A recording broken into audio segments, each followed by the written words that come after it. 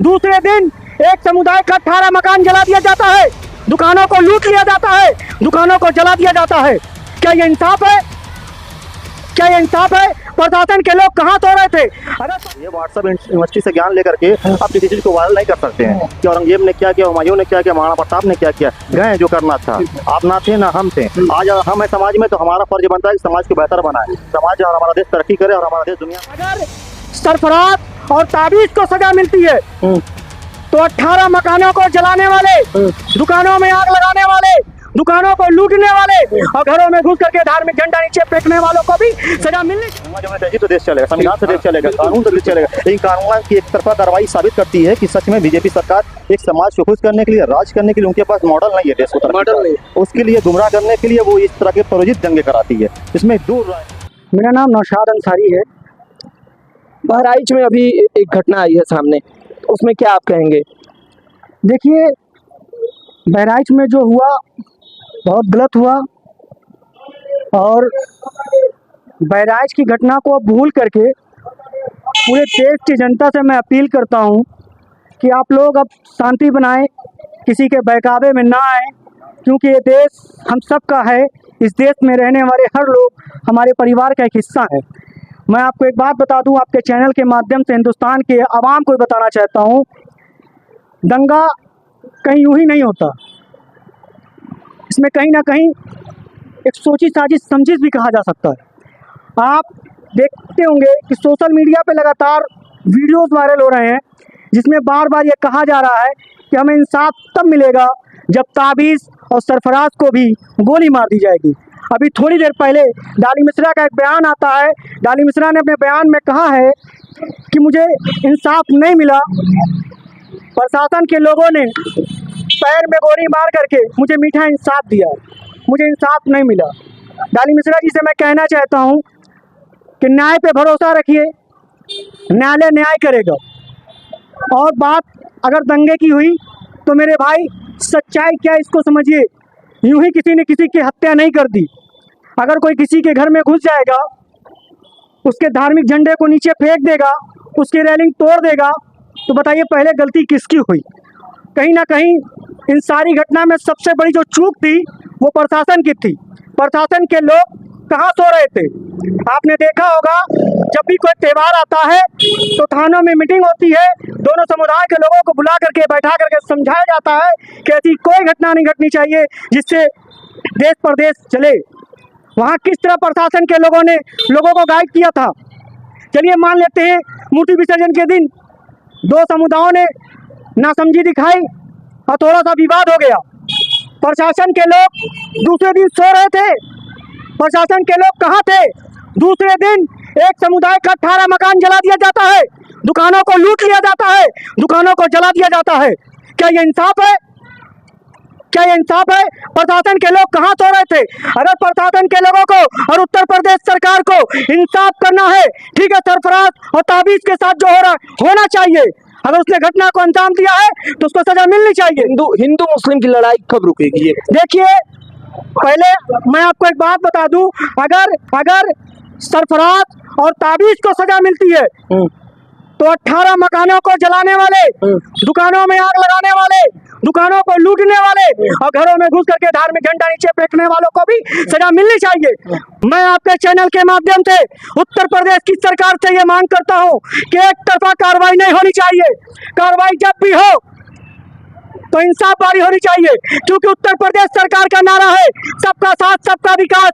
योगी जी का ही बयान है, किसी भी धर्म के साथ नाइंसाफी नहीं होगी।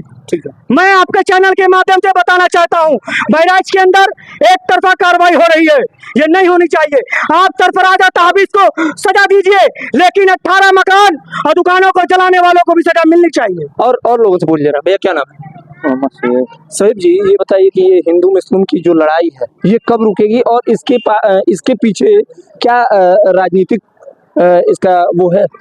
राजनीतिक, इसमें राजनीति है। बीजेपी अंग्रेजों द्वारा बनाए गए फूट डालो राज करो वाली पॉलिटिक्स पे आज कर वो मूल मुद्दों से भटकाने के लिए, देश को गुमराह करने के लिए, देश की जनता को नौकरी ना दे पाने के लिए, रोजगार ना दे पाने के लिए, महंगाई ना रोक पाने के लिए, देश को सुरक्षा ना दे पाने के लिए ये दंगा कराती है। अभी कुछ दिन पहले आपने देखा था गणपति विसर्जन के दिन कप्तान एसएसपी साहब थे हमारे प्रभाकर जी, उन्होंने दंगा रोकने के लिए दंगा रोक दिया, 5 लोगों को गिरफ्तार किया कि दंगा होने जा रहा था, तो उनको सजा क्या मिली है कि उनको सस्पेंड कर दिया गया। अच्छा, आप ये बताइए, आपने कहा है कि बीजेपी एक पार्टी का आपने नाम लेके कहा है कि दंगा करा रही है या दंगा भड़का रही है, तो ये दे रहा हूँ ना, उसका सबूत दे रहा हूँ ना। इंस्पेक्टर सुबोध सिंह की हत्या दंगे में हुई, दंगे में छूट के बेल से आए, तो उनका स्वागत किस पार्टी के लोगों ने किया? पूरी बात सुनिए। कहीं जुलूस जा रहा है, कहीं धार्मिक गीत बज रही है, उसमें आप दो समुदाय लड़ रहे हैं, तो इसमें कहाँ राजनीतिक हस्तक्षेप? बीजेपी रोक नहीं रही, बीजेपी शय दे रही है। शय देने का इन द सेंस ये कि प्रशासन चाहती तो बहराइच की घटना नहीं होती, प्रशासन चाहती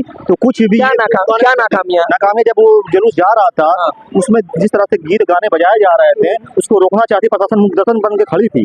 और मुख दर्शन बनने के कारण आज देख लीजिए कि बहराइच की हालत क्या हो गई। कितने साल पीछे बहराइच चला गया हमारा, वहाँ पे जिसके साथ भी जो भी घटनाएं हुई, मैं किसी पक्ष को नहीं कह रहा हूँ, एक चीज और स्थानीय हम नहीं है। एक चीज ये बताइए कि बहराइच में जो घटना हुई, मान लीजिए एक वीडियो वायरल हो रहा है कि वहाँ एक मजहब के, हिंदू धर्म के लोग आपके मुस्लिम धर्म के झंडे को निकाल रहे हैं, ठीक है, उसके बाद वो अपना झंडा लगा रहे हैं। दूसरा, जो उनके साथ जितनी गोलीबारी हुई, उस पर आप क्या कहते हैं? हमारा सीधा कहना है कि दोनों पक्ष गलत है। उसको पहली बात वहाँ रोक करके नारेबाजी नहीं करा, आपकी शोभा यात्रा, आपका विसर्जन है, अब लेके रोड पे निकले। हमारी भी यात्राएं होती है, हमारा भी जुलूस होता है, हमारे भी ईद त्योहार होते हैं, हम भी रोड पे निकलते हैं, नमाज पढ़ते घर जाते हैं, ना कि रुक करके मंदिर के बाहर या किसी घर के बाहर रुक के नारा नहीं लगा। आपका मानना ये है कि गाने को बंद कर दिया जाए? गाना को बंद करते तो माहौल सुधर जाता, लेकिन जो हत्या वो भी दुर्भाग्यपूर्ण देश में नहीं होना चाहिए, क्योंकि दोनों आपसी भाईचारे से देश चलेगा। गंगा जमुना तहजीब तो देश चलेगा, संविधान से देश चलेगा, कानून से देश चलेगा। लेकिन कानून की एक तरफा कार्रवाई साबित करती है कि सच में बीजेपी सरकार एक समाज को खुश करने के लिए, राज करने के लिए उनके पास मॉडल नहीं है, देश को मॉडल नहीं है, उसके लिए गुमराह करने के लिए वो इस तरह के प्रायोजित दंगे कराती है।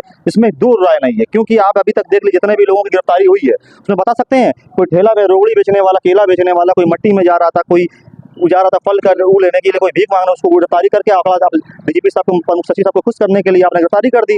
5 लोग नामजद हो गए हैं, उसके बाद भी हालत बेकाबू हुई अभी तक। क्या कहेंगे भैया? क्या नाम है? मोहम्मद आमिर। क्या ये इस तरीके की हिंसा सही है? नहीं भैया, बहुत गलत है। और जहां अपने देश को कि हिंदू, मुस्लिम, सिख, ईसाई सभी लोग हैं भाई, इसी नारे से जाना जाता है, तो क्या इस तरीके की हिंसा, आप लोग युवा हैं, क्या ये सही है? एकदम गलत है। हम लोग जुलूस वगैरह उठाते हैं, लेकिन कभी भी किसी मंदिर के सामने ना तो कहीं को ऐसा नात गाना कोई ऐसा नहीं लगाते हैं जिससे किसी को ठेस पहुंचे, ठीक है। लेकिन यहाँ मूर्ति जब उठता है, मस्जिद को देख के ऐसे क्या आक्रोश में आते हैं कि ऐसा ऐसा गाना बजाएंगे कि जिससे जो है पागलपंदी सवार हो जाएगा। मस्जिद पे ईटा चलाएंगे, ईटा चलाएंगे, मतलब ईटा चलाएंगे, ठीक, निशाना तीर खा देंगे, और झंडा किसी घर पे जाके तोड़ेंगे, तो भाई कोई किसी घर पे घुसेगा, जाहिर सी बात है वो बर्दाश्त नहीं करेगा, कोई बर्दाश्त नहीं करेगा।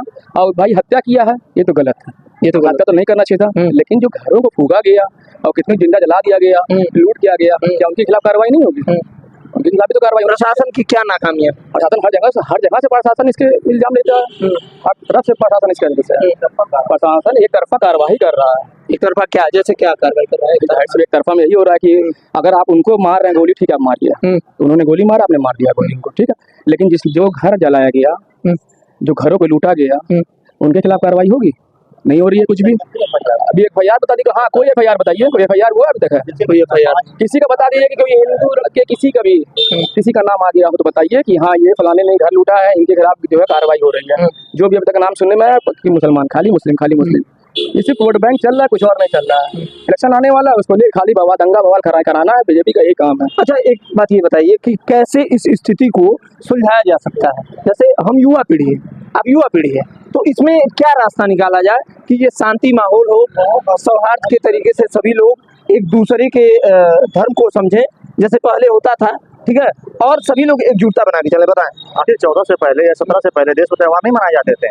अब इस त्यौहार में जिस तरह के नारे लगाए जा रहे हैं, जिस तरह की उल्लंघन की जा रहे हैं, जब हम किसी पार्टिकुलर समाज को नहीं कह रहे हैं, लेकिन यहाँ युवाओं की जिम्मेदारी है कि वो समझना चाहिए, पढ़ना चाहिए। ये व्हाट्सएप यूनिवर्सिटी से ज्ञान लेकर के आप किसी चीज को वायरल नहीं कर सकते हैं कि औरंगजेब ने क्या किया, हुमायूं ने क्या किया, महाराणा प्रताप ने क्या किया। गए जो करना था, आप ना थे ना हम थे, आज हम है समाज में, तो हमारा फर्ज बनता है कि समाज को बेहतर बनाए, समाज जो हमारा देश तरक्की करे और हमारा देश दुनिया में जाना जाए। ये चंद नेताओं के बच्चे नहीं आएंगे, किसी भी नेताओं के बच्चे दंगे में नहीं शामिल होंगे, किसी नेताओं के बच्चे का नेताओं का घर नहीं चलेगा। झेलना आम नागरिक को, अगर बहराइच में हुआ तो बहराइच की आम जनता किस तरह से झेल रही है वो बहराइच की जनता जान रही होगी। हम बहराइच पूरे वासियों का, हम किसी समाज को नहीं कर रहे हैं, लेकिन ये व्हाट्सएप यूनिवर्सिटी से बाहर निकलना पड़ेगा। ये जो नफरत दिल में बैठा लिया उससे तोड़ना पड़ेगा। कोई ना आप हमारे दुश्मन है ना हम आपके दुश्मन है, ये भाईचारा देश में था, है और रहेगा।